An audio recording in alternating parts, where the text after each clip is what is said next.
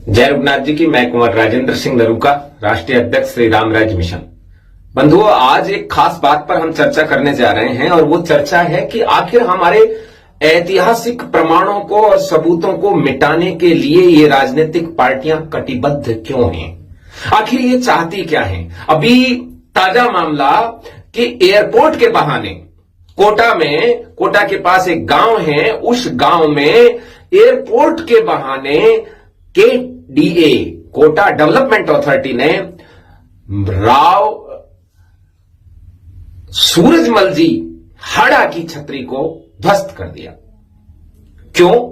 क्योंकि राव सूरजमल हाड़ा के वर्तमान जो वंशज हैं वो बिल्कुल इस मामले में सजग नहीं है। एयरपोर्ट बन रहा है, इसलिए ऐतिहासिक मॉन्यूमेंटों को हटा देंगे। अब आपको एक छोटा सा उदाहरण देता हूं।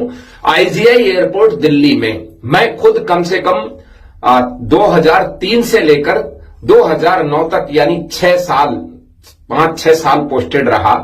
उस एयरपोर्ट के बीचों बीच मजार है पीर बाबा की, और वहां नारियल चढ़ाए जाते हैं, वहां प्रसाद चढ़ाए जाते हैं। एयरपोर्ट अथॉरिटी द्वारा स्पेशल बस चलती है और वो बस वहां जाकर के लोगों को लेके जाती है और वहां लोग जाते हैं एयरपोर्ट में, और सुरक्षा दी जाती है उनको कि इधर उधर ना चले जाएं और सीधा एयरपोर्ट में जाके पीर बाबा की मजार पे जाते हैं। और एक तरफ यहां राव सूरजमल जी हाड़ा की छतरी को ध्वस्त कर दिया जाता है।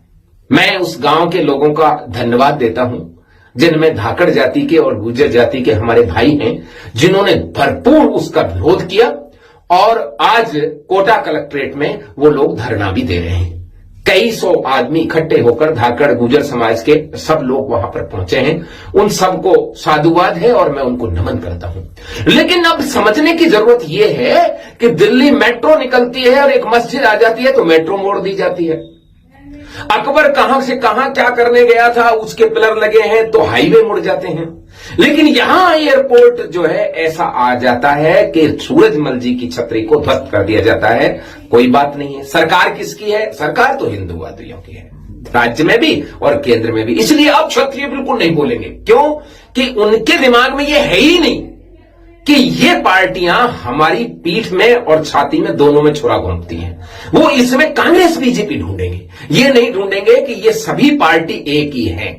राजनीति से ऊपर उठ के सोचिए। महाराव सूरजमल जी हाड़ा की छतरी को ध्वस्त करना हमारे इतिहास पर हमला है। किसी ने भी किया हो, वो देश का देशद्रोही है। कोई सी भी सरकार हो, देशद्रोही है। अब कहेंगे अफसरों ने कर दिया। अफसर कुछ नहीं करते हैं, इनकी मानसिकता है। बीकानेर वाले ट्रस्ट में इनकी मानसिकता दिखाई दी और अब राव सूरजमल जी हाड़ा की छतरी पे दिखाई दी। ऐसे ही दिल्ली के अंदर जब ये जो हवाई अड्डे का विस्तार हुआ और जब मेट्रो आई, तो जो महाराणा प्रताप अंतर्राज्यीय टर्मिनल है, इंटरस्टेट टर्मिनल है, उसको इन्होंने महाराणा प्रताप की स्टैच्यू उठा करके कुदसिया पार्क में अलग से रख दी।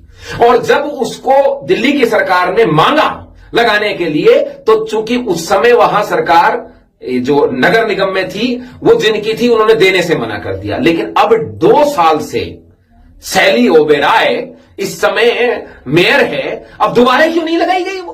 अब तो वहां वो सरकार नहीं है जो पिछली थी। तो कांग्रेस हो, समाजवादी हो, आप हो, BSP हो, ये सब पार्टी एक जैसी है इस मामले में। यदि हमें सजग रहकर अपने इतिहास को बचाना है तो हमको सबसे पहले आवश्यकता है हमारे 36 कौम के लोग जो क्षत्रियों के प्रति हमेशा वफादार रहे हैं, उनके साथ रहे हैं, कंधे से कंधा मिलाकर लड़े हैं, मरे हैं, कटे हैं, आपके खेतों को संभाला है, आपके पशुओं को संभाला है, उन सबसे मिलकर रहना पड़ेगा। ये रोज झगड़ा हमारे बीच में लगाते हैं, किसी से इतिहास चोरी के नाम पे लगवाएंगे, इतिहास के महापुरुषों को बदलने के लिए।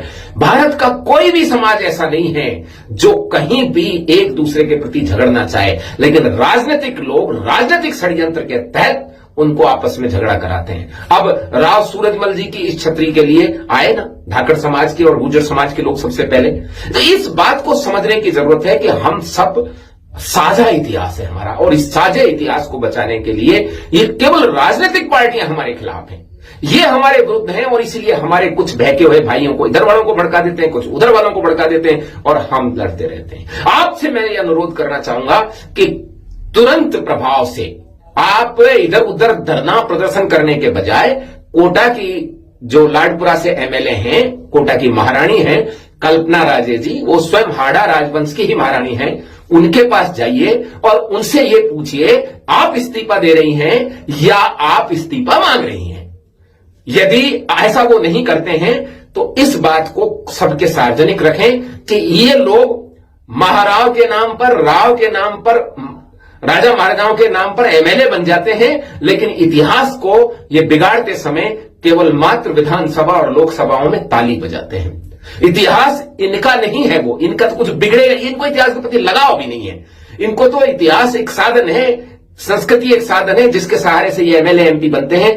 वो आपका हमारा इतिहास है, वो इस 36 कौम का समाज का इतिहास है। जब वहां पर युद्ध हुआ होगा रतन सिंह जी और सूरजमल जी में, तो ऐसा नहीं है कि कोई व्यक्ति उस गांव के लोग नहीं मरे होंगे, वहां के भी लोग मरे होंगे, उन्होंने भी युद्ध में वीरगति को प्राप्त की होगी। ये गढ़ किले भवन महल ऐसे नहीं बन गए हैं, ये हमारे सबके रक्त से बने हैं, इसलिए हमारा सबका इतिहास है। तो मैं आप सबसे आह्वान करता हूं कि बिना बकवास किए, क्योंकि हम बकवास बहुत जल्दी करने लगते हैं, उसको उठाकर अब क्षत्रियों वाला मुद्दा बना देंगे। ये मुद्दा सबका है, इतिहास, सभ्यता, संस्कृति और परंपरा का मुद्दा है। और ये जो सब जातियां साथ लग रही हैं, इन सब जातियों को साथ लेकर कोटा के प्रशासन को, स्थानीय एमएलए को, स्थानीय एमपी ओम बिड़ला साहब को और जो कल्पना राजे जी महारानी है कोटा की, उनको साथ लेकर, यदि वो साथ नहीं चलते हैं तो उनके विरुद्ध भी आए, मुख्यमंत्री को और देश के प्रधानमंत्री को सचेत किया जाए और यह भी कहा जाए कि थोड़ा संभल के रहना, आगे यदि आपने ऐसा करा तो अभी हम सो नहीं रहे हैं। अरे तुम सोते सोते,